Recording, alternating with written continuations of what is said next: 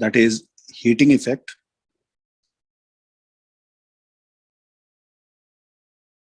of current. अब heating effect current को इस तरीके से, जब आपको ऑलरेडी मैंने करंट इलेक्ट्रिसिटी में जब फ्री इलेक्ट्रॉन मॉडल एक्सप्लेन किया था, तब वहां पे मैंने आपको एक्सप्लेन किया था, जब भी हमारे पास किसी कंडक्टर के अंदर करंट फ्लो करता है तो इट मींस कि due to the thermal motion उनके पास एक काइनेटिक एनर्जी आती है और ये इलेक्ट्रॉन्स कोलाइड करते रहते हैं। कोलिजन से क्या होती है, उनकी हीट की फॉर्म में जो उनकी एनर्जी होती है वो लिबरेट होती है। So basically due to the flow of electric current कोई भी कंडक्टर होता है वो हीटेड हो जाता है। So this is called heating effect of electric current. ठीक है, तो सबसे पहले इसके बारे में जूल ने एक्सप्लेन किया था, इसलिए इसको जूल्स हीटिंग भी बोला जाता है, जूल्स हीटिंग इफेक्ट भी बोला जाता है इसको। और ये सिंपल स्टेटमेंट हमारे पास होगा, every conductor gets heated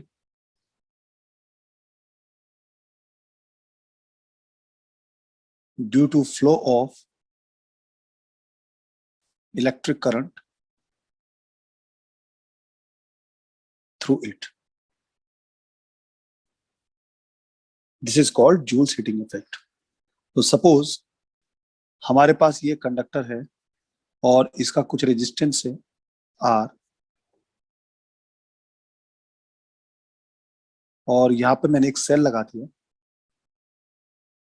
suppose this terminal is A, this terminal is B, तो इसमें एक पोटेंशियल डिफरेंस आ जाएगा VAB, I can call it VAB, और इसके पॉजिटिव और नेगेटिव टर्मिनल से इसमें करंट फ्लो करने लगेगा I।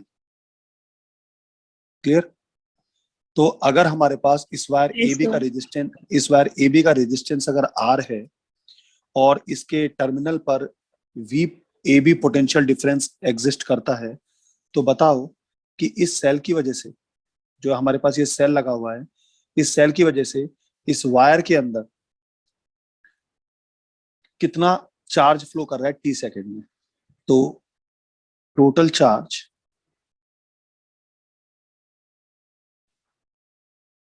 flowing from A to B in T seconds, T seconds में कितना चार्ज फ्लो करेगा? तो Q is equals to I into T.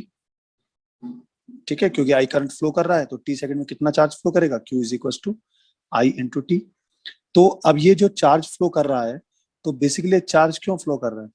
तो इस चार्ज को यहां से यहां तक ले जाने में हमें वर्क करना पड़ा। वो वर्क करने के लिए रिस्पॉन्सिबल कौन है? Potential difference. ठीक है, तो सिंस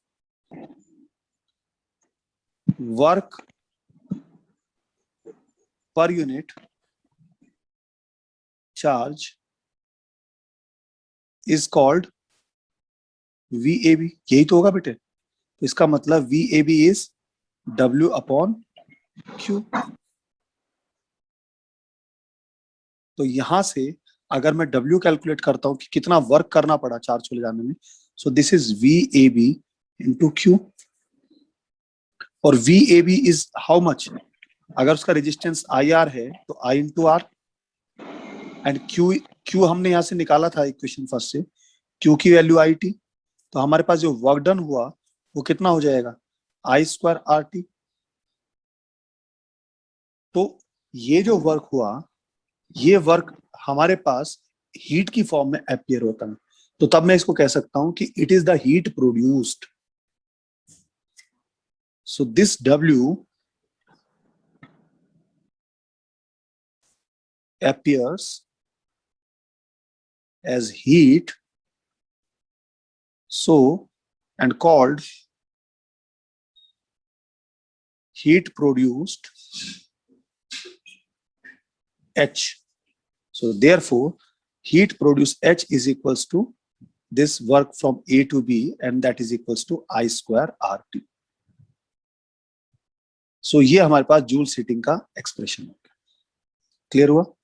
सो ये जो हमारे पास इक्वेशन बनी, ये इक्वेशन जूल्स हीटिंग का स्टेटमेंट हुआ, तो अब मैं यहां से ये स्टेटमेंट बना सकता हूं जूल्स हीटिंग का, कि बेसिकली जूल्स हीटिंग क्या है कि H is proportional to I square, H is proportional to R and H is proportional to T। यानी सीधा सा मतलब ये हुआ कि जितना ज्यादा करंट होगा हीटिंग इफेक्ट उतना ज्यादा होगा, वायर का रेजिस्टेंस जितना ज्यादा होगा उसमें हीटिंग इफेक्ट उतना ही ज्यादा होगा, जितनी देर तक हमारे पास करंट फ्लो करेगा हीटिंग इफेक्ट उतना ही ज्यादा हो जाएगा। बात समझ में आया? तो जूल्स हीटिंग या जितनी भी हीट प्रोड्यूस्ड होती है वो इन तीन फैक्टर्स पे डिपेंड करती है: current flowing through conductor, resistance of conductor and the time up to which this current is flowing through the resistor. Clear? अब पावर क्या होती है? Power is work per unit time. तो अगर मुझे यहाँ पे पावर कैलकुलेट करनी है तो पावर जिस रेट से वर्क हो रहा है, power is what? Rate of doing work.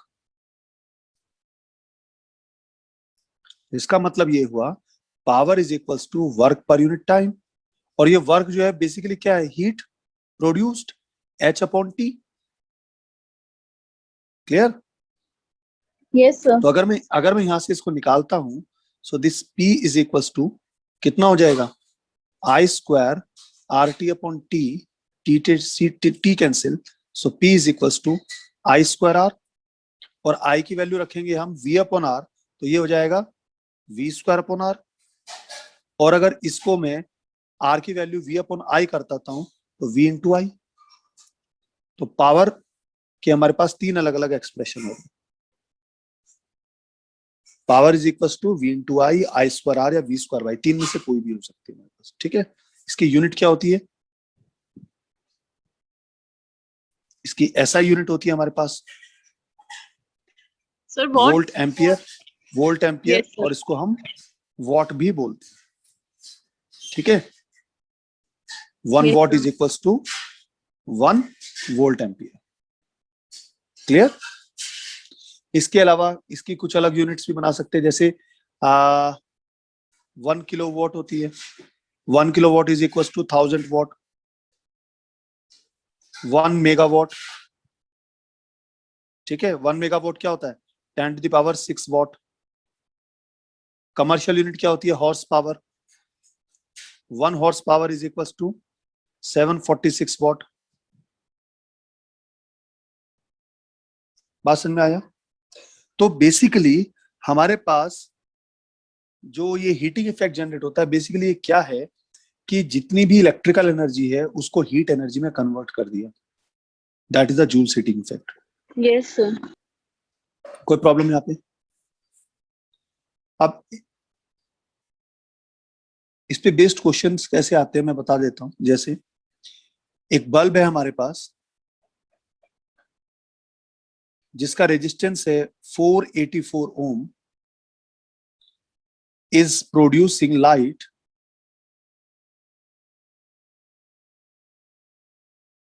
when connected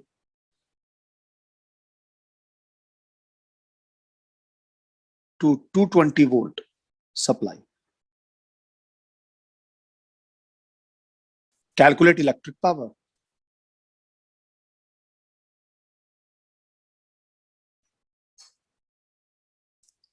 तो देखिए इसमें कुछ नहीं करना, हमें इसकी पावर कैलकुलेट करनी है। जो बल्ब का रेजिस्टेंस दिया है आपके पास 484 ओम दिया है, और कितनी सप्लाई से आपने कनेक्ट किया? इसको 220 वोल्ट से कनेक्ट किया। आपको निकालनी है पावर। वोल्टेज और पावर के रिलेशन होता है V square upon R। So this is 220 into 220 upon 484, और आपको पता है 22 का स्क्वायर होता है हमारे पास ये। So power is equal to 100 watt. Clear हुआ बेटा? Yes, sir. एक क्वेश्चन देता हूं मैं आपको, ट्राई करके बताना मुझे। Yes, sir. देखो क्या कह रहा है इस क्वेश्चन में। पावर दे रखी है मोटर की Yes, sir. 0.5 HP। क्लियर? सबसे पहले इसको वॉट में कन्वर्ट करो। Sir, 0.5 into 746. 746 से मल्टीप्लाई कर देंगे तो सीधी सी Yes, बात है, sir. मल्टीप्लाई करने के बजाय 0.5 को आप सीधा 1/2 लिख सकते हो।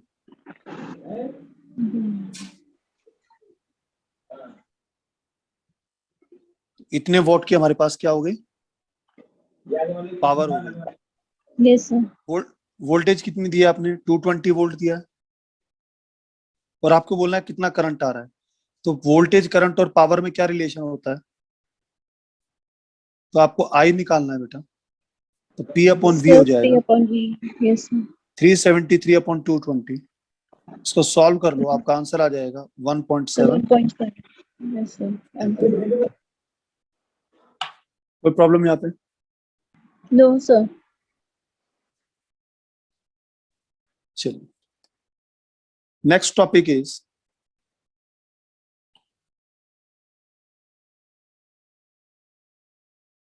Electric energy. अब सोचिए,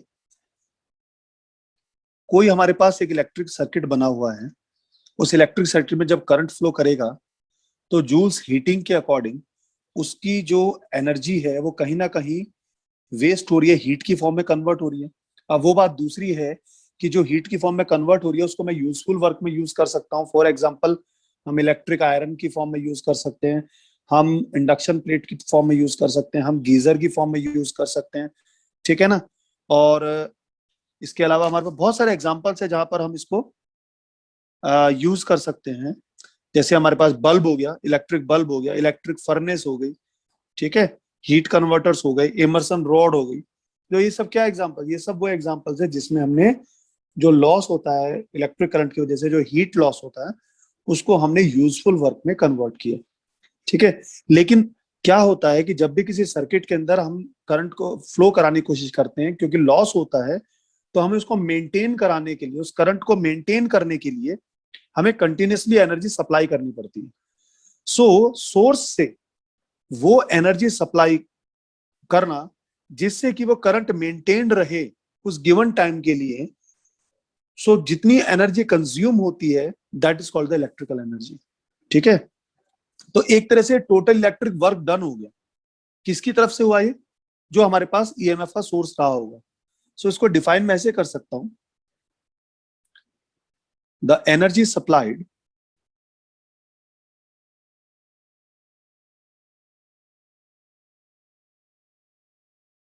by the source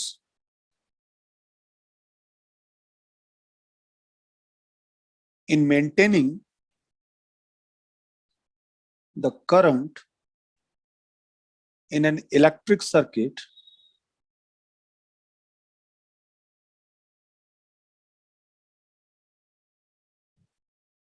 for a given time is called electrical energy in circuit, in that circuit। Clear हुआ बेटा? This is the definition. So Yes, एक तरह से sir. क्या हुआ, एक तरह से ये हमारे पास टोटल वर्क डन ही तो हुआ। सो इसका मतलब ये हुआ कि जो इलेक्ट्रिक एनर्जी है, so that is basically work. और वो वर्क डन कितना हो जाएगा, अभी तो पढ़ा हमने, V I into T. Current को मेंटेन करने के लिए सर्किट में जो एनर्जी सप्लाई करी, energy work is equal to क्या होता है, वी इंटू क्यू। क्यू की वैल्यू होगी आई इंटू टी। तो एक तरह से देखा जाए वी इंटू आई होता है पी, तो पी इंटू टी हो गया पावर। तो इसका मतलब ये हुआ कि electrical energy is basically power into time. हुआ या नहीं हुआ? और इसका जो यूनिट होती है, इसकी यूनिट तो वही बनेगी जो नॉर्मल होती है, जूल, एनर्जी की जो यूल होती है, ठीक है। अब देखो यहां पर इस जूल को मैं क्या लिख सकता हूं, 1 जूल, पावर की यूनिट क्या होती है 1 वॉट, और Watt. टाइम, ठीक है, टाइम की यूनिट क्या हो जाएगी 1 second, Seconds, sir. Yes, sir. ठीक है। तो इसका मतलब ये हुआ कि जो हमारे पास 1 जूल है that is equal to 1 watt second. Clear? लेकिन जनरली हम जब कमर्शियल फॉर्मेट में जाते हैं तो कमर्शियल फॉर्मेट में हम यूनिट को थोड़ा बढ़ा के यूज करते हैं, जैसे for commercial purpose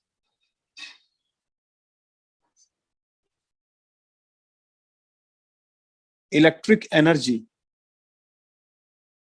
unit is kilowatt hour. ये हम यूज करते हैं, जो घरों में बिजली वाले आके हमारी मीटर से रीडिंग लेके जाते हैं ना बेटा, तो वो हमारे पास किलोवाट आवर होते हैं। बेसिकली ये क्या होती है? Unit of electricity. इसी को यूनिट ऑफ इलेक्ट्रिसिटी बोलते हैं। तो वो जो हमारे घर से मेजर करके जाता है, वो बेसिकली क्या मेजर करके जाता है? वो ये मेजर करके जाता है कि आपने कितना एनर्जी यूज किया है। ठीक है, तो बेसिकली 1 यूनिट यानी 1 kilowatt hour is equals to कितना हो गया? 1 किलोवाट मीन्स 1000 वाट, और 1 आवर मीन्स 3600 सेकेंड। ठीक है, तो बेसिकली कितना हो गया? Yes, sir. 3.6 into 10⁶ joule. तो 1 kilowatt hour is equals to 3.6 into 10⁶ joule. और अगर आपको कैलकुलेट करना है कि घर में कितने यूनिट्स यूज हुए, कितने नंबर ऑफ यूनिट्स निकालने, तो वो होता है नंबर ऑफ किलोवाट आवर्स। कितने नंबर ऑफ किलोवाट आवर्स हो गए? तो basically number of units consumed जो निकालते हैं वो घर में, वो क्या होता है हमारे पास? वो होता है नंबर ऑफ किलोवाट आवर। तो ये कैसे निकालेंगे हम? Watt into R upon 1000। सीधा सीधा आप इसको अप्लाई करेंगे, आपको नंबर ऑफ यूनिट्स आ जाएगी। क्लियर हुआ बेटा? तो Yes, sir. तो इसका मतलब कंक्लूजन अगर मैं दूं, तो जो इलेक्ट्रिकल एनर्जी जो हमारे पास फॉर्मूला बना, तो वो फॉर्मूला बना VIT। और VIT को अगर मैं V is equal to IR लिखूंगा तो ये हो जाएगा I²RT, और ये हो जाएगा हमारे पास V²T अपॉन R। तो ये किसका फॉर्मूला बना? Energy consumed. और यही फॉर्मूला तो किसका था? H का। तो बेसिकली हमारे पास जितना हमारे पास हीट लॉस होता है उतनी एनर्जी सप्लाई करेंगे, तभी तो हमारे पास वो चीजें मैनेज होंगी। क्लियर हुआ? Yes, आप sir. देखते हैं, एक एक प्रैक्टिकल एग्जांपल लेते हैं जो हमारे घरों में होता है, उसका एक एग्जांपल लेके चलता हूं और देखते हैं कि प्रॉब्लम कैसे सॉल्व होती है। सपोज आपके घर में एक बल्ब है जिसकी यूनिट, वो उस पर लिखा हुआ है 100 वॉट। 100 वॉट का एक बल्ब है। आप उसको 6 आवर्स तक चलाते हो, ऑन करके रखते हो, तो बोल रहा है कि एक दिन में कितनी यूनिट्स लगेंगी। ठीक है, या अगर पूछा जाए कि एक महीने में कितनी यूनिट लगी, अगर आपने एक बल्ब को 100 वॉट के बल्ब को डेली 6 आवर्स चलाया तो एक दिन में कितना यूनिट उसने कंज्यूम किया। तो देखो, एनर्जी कंज्यूम्ड, बेसिकली यूनिट्स का मतलब क्या है? Energy consumed. एनर्जी कंज्यूम्ड क्या होता है? Power into time. Yes, sir. Power कितना है बेटा? 100 वॉट का बल्ब है, और कितने टाइम तक के लिए किया है उसने? 6 आवर्स तक के लिए किया है। ठीक है, Yes, 6 sir. आवर्स तक के लिए। तो ये बन गया हमारे पास 600 वॉट आवर्स। और जब 600 वॉट आवर्स हो गए तो इसको आप डिवाइड कर देंगे 1000 से, तो ये बन जाएगा किलोवाट आवर। सिंपल। तो ये हमारे पास जब सॉल्व करेंगे 0.6 यूनिट यूज होंगी एक दिन में। और अगर बोला Yes, जाए sir. कि 1 मंथ में, एंड फॉर 1 मंथ, क्योंकि एक महीने में कितनी रीडिंग आएगी, तो 1 मंथ में कितनी यूनिट्स हो जाएंगी हमारे पास। तो 1 मंथ में कितने डेज होते हैं? Sir, 30. 30 डेज। और एक दिन में कितनी यूज हो रही है? 0.6 यूनिट। 0.6. तो 18 यूनिट यूज हो गए। Yes, sir. और अगर हमारे पास रेट जो है, हमारे पास क्या है? हमारे पास 2.4 या 2.5 कर लेते हैं इसको कैलकुलेशन के लिए, फॉर एग्जांपल ले रहा हूं बस, 2.5 रुपीज पर यूनिट। तो बताइए कितना मीटर का बिल आएगा आपके पास। तो जो हमारे पास फाइनल बिल आएगा वो आ जाएगा हमारे पास 18 यूनिट इंटू 2.5, 2.5 से मल्टीप्लाई करेंगे तो कितना हो जाएगा हमारे पास 45 रुपीज। अब सोच रहे हो मल्टीप्लाई कैसे कर दिया, 2.5 को 5/2 लिखो और 2 से 18 कैंसिल हो जाएगा, 9, 9 5 जा 45। तो इस तरीके से ये प्रॉब्लम्स आती हैं जिनको हमें सॉल्व करना होता है। क्लियर हुआ बेटा? बहुत इजी टॉपिक है ये, ठीक है। अब कुछ मैं इसमें इंपॉर्टेंट फैक्टर्स आपको करा देता हूं। देखो, सबसे पहली बात, जूल्स हीटिंग इफेक्ट जो होता है वो डीसी हो या एसी हो दोनों के लिए कॉमन है, common for both AC and DC, ठीक है। तो इसका मतलब ये हुआ कि जितने भी हमारे पास इलेक्ट्रिक अप्लायंसेस हुए जो हीटिंग इफेक्ट पे काम करते हैं, फॉर एग्जांपल गीजर हुआ, हीटर हुआ, प्रेस हुआ, टोस्टर हुआ, ये सब के सब एसी पे भी काम करते हैं और डीसी पर भी काम करते हैं। बात समझ में आया? तो that's why all heating appliances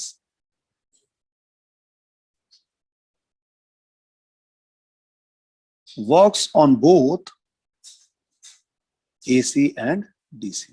पहली चीज ये हुई। दूसरी चीज, जूल्स हीटिंग इफेक्ट एक इरिवर्सिबल प्रोसेस है। इरिवर्सिबल प्रोसेस का मतलब ये हुआ कि अगर हम किसी सर्किट के अंदर करंट की डायरेक्शन को रिवर्स कर देते हैं तो इसका मतलब ये नहीं है कि हमारे पास जो रेजिस्टर होगा वो अब ठंडा होना शुरू हो जाएगा, क्योंकि हीटिंग इफेक्ट से वो हीट अप हुआ होगा ना, तो अब वो कूल नहीं होने लगेगा। हीट अभी भी उतनी ही रिलीज होगी, इरिवर्सिबल प्रोसेस है। What ever be the direction of current, the heat produced will remain same. तो इरिवर्सिबल प्रोसेस है, means change in Sir, same as in geyser also. Current direction. Exactly. अब geyser में अगर current की direction change कर देंगे तो गर्म पानी से करंट तो नहीं जनरेट कर लोगे ना तुम। Yes, sir. Change in current direction can't cool the resistor.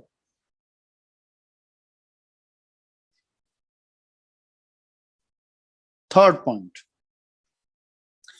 अगर रेजिस्टेंसेस सीरीज में कनेक्ट हैं, तो अगर मैं सीरीज की बात करता हूं, सीरीज के अंदर आई जो है वो हमारे पास कांस्टेंट रहती है, आपको पता है करंट कांस्टेंट रहता है।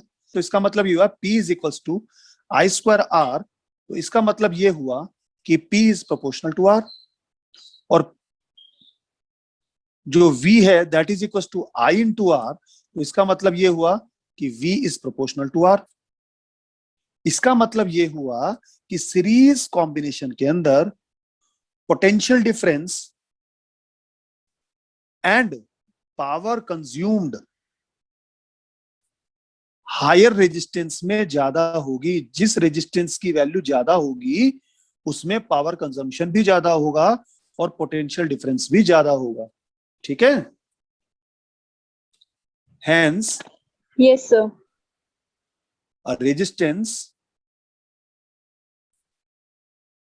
with higher value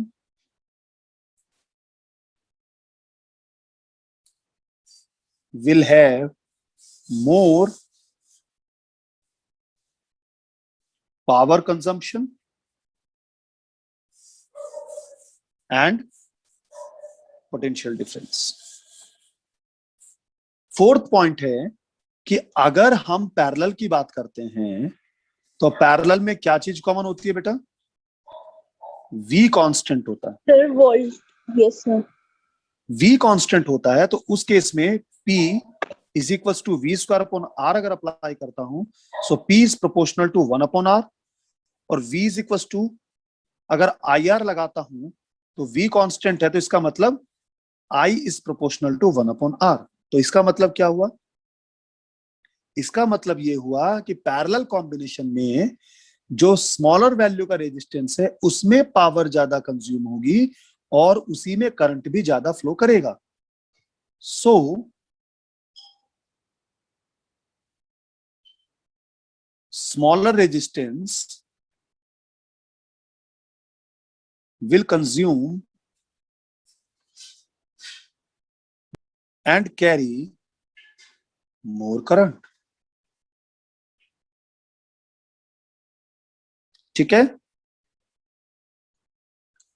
अच्छा, मुझे एक चीज बताओ. Yes, sir. अगर हमारे पास कुछ बल्ब हैं, उनको मैंने पैरेलल में कनेक्ट कर दिया. फॉर एग्जाम्पल, एक बल्ब ये रहा और एक बल्ब हमारे पास ये रहा. ये दो बल्ब हैं, ये पैरेलल में कनेक्ट हैं एक सिंगल सोर्स से. क्लियर हुआ बेटा? अगर ये हमारे पास 100 वॉट का बल्ब है और ये हमारे पास 200 वॉट का बल्ब है, तो मुझे बताओ कि कौन सा बल्ब ज्यादा लाइट देगा. Which bulb will give more light, या मैं कहूं which bulb will glow more. ठीक है. Yes, तो sir. मैंने आपको क्या बोला, क्योंकि ये पैरेलल कॉम्बिनेशन है, तो पैरेलल कॉम्बिनेशन में पावर इज या I is proportional to 1/r. तो इसका मतलब ये हुआ कि जिस बल्ब की वॉटेज ज्यादा होगी वो ज्यादा लाइट देगा और जिस बल्ब की वॉटेज कम होगी वो कम लाइट देगा. क्लियर हुआ? क्योंकि जिसकी वॉटेज ज्यादा है उसमें ज्यादा करंट फ्लो करेगा, तो हीटिंग इफेक्ट भी ज्यादा जनरेट होगा. जिस बल्ब का वॉटेज कम है उसमें कम करंट फ्लो करेगा और उसमें कम ग्लो होगा. दूसरा, पैरेलल कॉम्बिनेशन में एक एडवांटेज हो रहा है, अगर इनमें से कोई एक बल्ब फ्यूज भी हो जाता है तब भी दूसरा बल्ब वर्क करता रहेगा, ग्लो करता रहेगा. जबकि Yes, sir. सीरीज में अगर एक भी बल्ब फ्यूज हो गया तो पूरा का पूरा सर्किट ही हमारे पास ब्रेक हो जाएगा, तो कोई भी बल्ब नहीं चलेगा. यही होता है हमारी, जब दिवाली वगैरह में लड़ियां लगाते हैं, आपने देखा होगा ना, एक लड़ी का बल्ब खराब हो जाता है तो पूरी पूरी लड़ी बन जाती है. Yes, sir. तो वो सीरीज कॉम्बिनेशन होता है. ठीक है. तो इसका मतलब bulb with higher power will glow more in parallel. और अगर सीरीज में लगा दूंगा तो bulb with lower power will glow more. बात समझ में आया? Yes, sir. Bulb with lower power will glow more in series. ये कुछ पॉइंट्स हमारे पास याद रखना इसको. ठीक है. कोई प्रॉब्लम यहाँ पे? No, sir. चलो नेक्स्ट. अब जैसे मैं आपको कुछ हीटिंग इफेक्ट के कुछ एस्पेक्ट्स बता देता हूं, जैसे जो एक हमारे पास फेमस जो अप्लायंसेस है दैट इज इलेक्ट्रिक आयरन. ठीक है. इसके अलावा हीटर भी होता है, देखा होगा आपने. Yes, और sir. जो हीटिंग रॉड होती है, ये सब हमारे पास जूल्स हीटिंग के कुछ इंपॉर्टेंट ऐसे इलेक्ट्रिकल अप्लायंसेस हैं जो हमारे पास जूल्स हीटिंग इफेक्ट पे काम करते हैं. इन सब अप्लायंसेस में हम जो वायर यूज करते हैं, जो हीटिंग एलिमेंट यूज करते हैं, वो नाइक्रोम का यूज करते हैं. नाइक्रोम क्या होता है? नाइक्रोम एक एलॉय है. किस किस का? निकिल का, क्रोमियम का.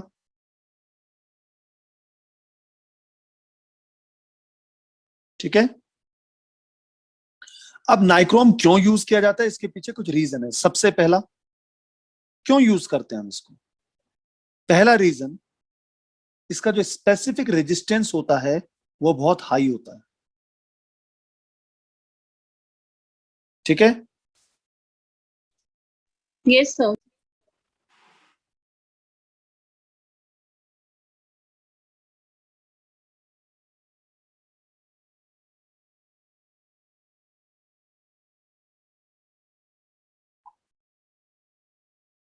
दूसरी चीज,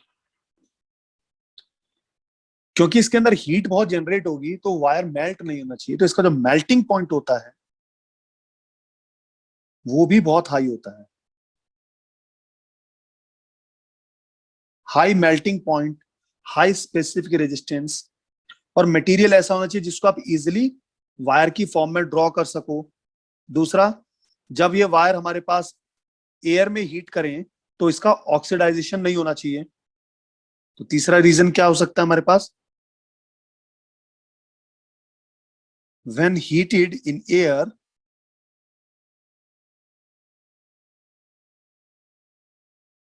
डू नॉट ऑक्सीडाइज्ड इजिली। आपने देखा होगा जो हमारे पास बल्ब होते हैं बेटा, वो जैसे ही बल्ब फ्यूज होता है, फ्यूज का मतलब आप उसका बाहर का ग्लास फोड़ दो तुरंत बल्ब फ्यूज हो जाता है। क्यों? क्योंकि वो टंगस्टन का बना हुआ होता है, वो तुरंत ऑक्सीडाइज्ड हो जाता है, बर्न हो जाता है हमारे पास। ठीक है, तो क्योंकि इनको बहुत हाई पावर चाहिए होती है, तो हाई पावर अगर चाहिए तो इनको बहुत हाई अमाउंट में करंट इसके अंदर से फ्लो करना चाहिए। और अगर हाई अमाउंट में करंट फ्लो करेगा तो H is equal to I square R T. याद करो तो आई स्क्वायर, इसका मतलब H is proportional to I square. बहुत हाई जो हीट जनरेट कर रहे हैं उसके लिए अगर हाई करंट होगा तो इसका मतलब ये होगा H जो होगा वो हमारे पास आई स्क्वायर पे जाएगा, तो H भी बहुत ज्यादा होगा उसमें। तो इसलिए जो आपने देखा होगा ये अप्लायंसेस बहुत ज्यादा इलेक्ट्रिकल ये एनर्जी कंज्यूम करते हैं, तो इनके जब इनको यूज करते हैं घर में रीडिंग बहुत ज्यादा आती है। ठीक है ना, बोलते हैं ना कि भाई Yes, हीटर मत sir. चलाओ बहुत ज्यादा रीडिंग आती है, इसीलिए बोलते हैं हमारे पास। Yes, sir. Yes, sir. ठीक है, Yes, sir. तो जितने भी हमारे पास ये हाई पावर इंस्ट्रूमेंट्स होते हैं, इन सबका जो रेजिस्टेंस होता है, इनका रेजिस्टेंस लो पावर इंस्ट्रूमेंट के रेस्पेक्ट में कम होता है। जितने हाई पावर का होगा उसका रेजिस्टेंस उतना कम होना चाहिए। क्यों? क्योंकि बेटा अगर रेजिस्टेंस कम होगा तभी तो करंट ज्यादा फ्लो करेगा उसमें से। तो अगर करंट हाई है तो इसका आर जो है वो लो होना चाहिए, तभी तो हमारे पास करंट हाई फ्लो करेगा। तो जो हमारे पास लो रेजिस्टेंस वायर होंगे उन्हीं में हाई करंट फ्लो करेगा, तभी वो ज्यादा हीट जनरेट करेंगे। क्लियर हुआ? Yes, तो sir. इसका मतलब ये हुआ कि जो हीटर के वायर होता है उसकी रेजिस्टिविटी हाई होनी चाहिए और उसका मेल्टिंग पॉइंट भी हाई होनी चाहिए। ठीक है, और यही रीजन है हमारे पास नाइक्रोम वायर को हम यूज करते हैं, वरना हम टंगस्टन को भी यूज कर सकते तो नहीं यूज करते हैं उसको। क्यों नहीं करते हैं? क्योंकि उसमें ये जो फीचर्स होते हैं ये अवेलेबल है। Parameter. ठीक है, Yes, sir. नेक्स्ट एक हम एक सेफ्टी डिवाइस यूज करते हैं जिसको बोलते हैं फ्यूज वायर। फ्यूज लगा हुआ होता है हमारे पास घरों में ना। फ्यूज एक तरह से हमारे पास एक सेफ्टी डिवाइस होती है। सेफ्टी डिवाइस कैसे होती है? ये बेसिकली एक सिंपल वायर होता है जो घर के मेन सर्किट में लगा दिया जाता है। तो वो क्या बताता है, अगर एकदम से बहुत ज्यादा करंट घर के अंदर फ्लो कर गया, क्योंकि घर को हमें लगभग 220 वोल्ट के आसपास चाहिए। ठीक है, तो अगर एकदम से बहुत हाई वोल्टेज घर के अंदर एंटर कर जाएगी तो क्या करता है, ये फ्यूज वायर जो होता है, जो वायर होता है बर्न हो जाता है। जैसे एक्सट्रीम में हुआ, तो जैसे ये बर्न हुआ तो क्या हुआ, सर्किट बीच में से ब्रेक हो गया। तो हमारे घर में जितने भी अप्लायंसेज होते हैं ये डैमेज नहीं होते, इसीलिए फ्यूज वायर को यूज किया जाता है। और दूसरा, फ्यूज वायर हमेशा सीरीज में कनेक्ट किया जाता है। ठीक है, Yes, sir. सीरीज Sir, में होगा क्योंकि parallel में क्यों नहीं? क्योंकि हमें करंट को ब्रेक करना है। अगर पैरेलल में होगा बेटा तो वोल्टेज तो बराबर चली गई What? ना, Okay, sir. Okay, sir. तो हमें सर्किट ब्रेक करना है, तो इसलिए इसको हम सीरीज में कनेक्ट करते हैं। क्लियर? Yes, sir. दूसरा, इसलिए कहते हैं कि फ्यूज वायर जो होते हैं ना वो सस्ते नहीं लगाने चाहिए, अच्छे वाले क्वालिटी के यूज करने चाहिए। Yes, sir.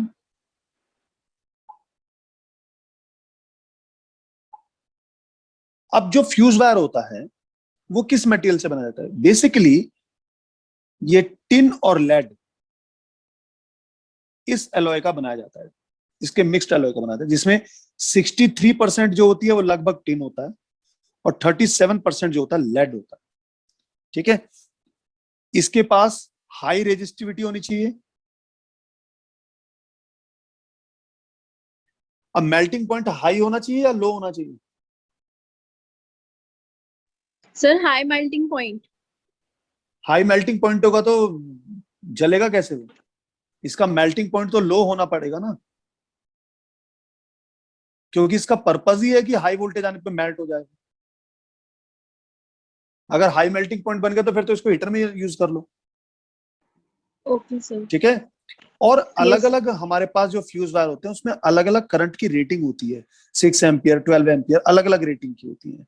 ठीक है,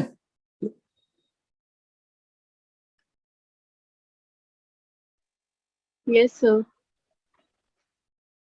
और इसके साथ हमारे पास क्या होनी चाहिए? सुटेबल करंट रेटिंग होनी चाहिए। अब ये नहीं हो सकता कि आपने हीटर का जो आपके पास इलेक्ट्रिक आयरन है उसका फ्यूज को आप टीवी में लगा लें, क्योंकि टीवी के लिए अलग रिक्वायरमेंट है, उसके लिए अलग रिक्वायरमेंट है। Clear? Next, last topic is efficiency.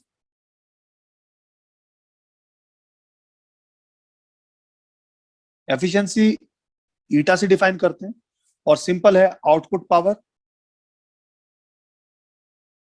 Upon input power. अगर हमने जितनी इनपुट दी है और उतनी ही आउटपुट मिल गई तो 100% एफिशिएंसी हो गई। तो एफिशिएंसी 100% होती नहीं है कभी भी। ठीक है ना? यस तो सर। ऑलवेज लेस देन 1 होती है हमेशा। तो इसका मतलब ये हुआ कि जो आउटपुट पावर होती है वो हमेशा लेस देन होता है इनपुट से। तो कुछ ना कुछ लॉस होता ही जरूर है इसके अंदर। क्लियर हुआ बेटा? Yes sir. चलो, अब मैं कुछ क्वेश्चंस करा रहा हूं। अब आप मुझे बताना कि जो मैंने पढ़ाया वो आपकी समझ में आया या नहीं। एक 100 वॉट का बल्ब है बेटा, और एक हमारे पास 500 वॉट का बल्ब है। दोनों को आपने पैरेलल में कनेक्ट किया, तो मुझे बताओ कि कौन सा बल्ब ज्यादा ग्लो करेगा? सर 500 वाला।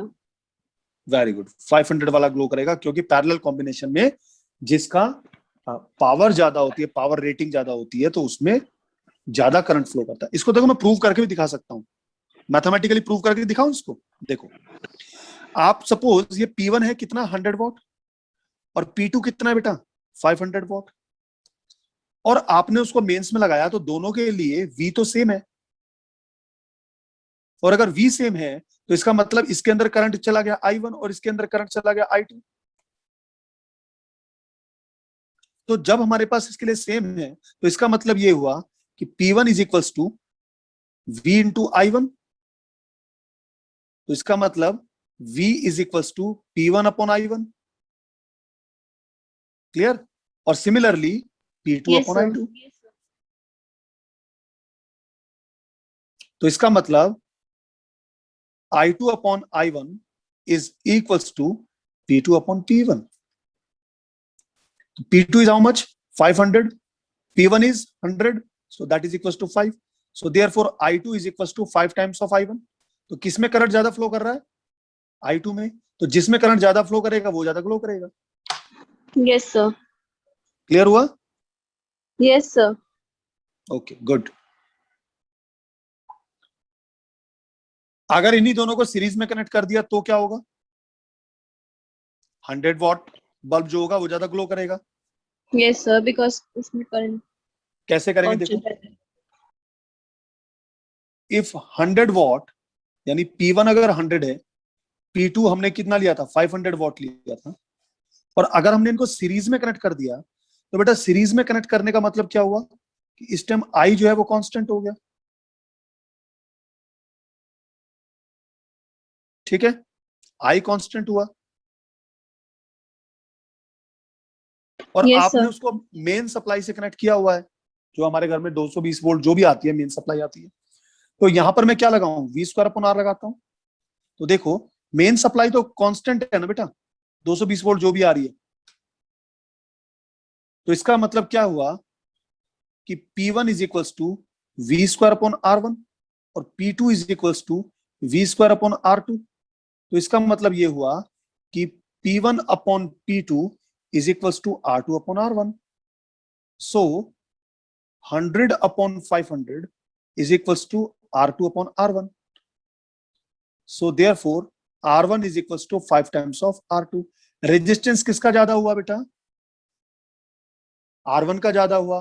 तो सीरीज कॉम्बिनेशन में जिसका रेजिस्टेंस ज्यादा है उसमें पावर कंजम्पशन भी तो ज्यादा है। बात समझ में आया? Yes sir. तो इसीलिए हमारे पास 100 वॉट का बल्ब जो होगा वो ज्यादा ग्लो करेगा। Yes sir. आप इसको दूसरे तरीके भी सॉल्व कर सकते हैं, जैसे मैंने पहले करा। आई अगर कांस्टेंट है तो आई कांस्टेंट होने का मतलब क्या हुआ? तो यहां पे लगाएंगे क्या? आई स्क्वायर R1, ये हो जाएगा आई स्क्वायर R2। ठीक है, तो आई कांस्टेंट है। सो यहाँ पे P1 अपॉन P2 क्या बना? R1 अपॉन R2 बना। So R1 is how much? 5 times of R2 upon R2। तो देखो P1 is equal to 5 times of P2। देखो हो गया प्रूव? हुआ या नहीं हुआ? Yes sir. पावर किसमें कंज्यूम ज्यादा हुई? P1 में कंज्यूम हुई। तो 100 वॉट बल्ब जो होगा वो ज्यादा पावर कंज्यूम करेगा, यानी ये ज्यादा ग्लो करेगा। ठीक है? Yes sir.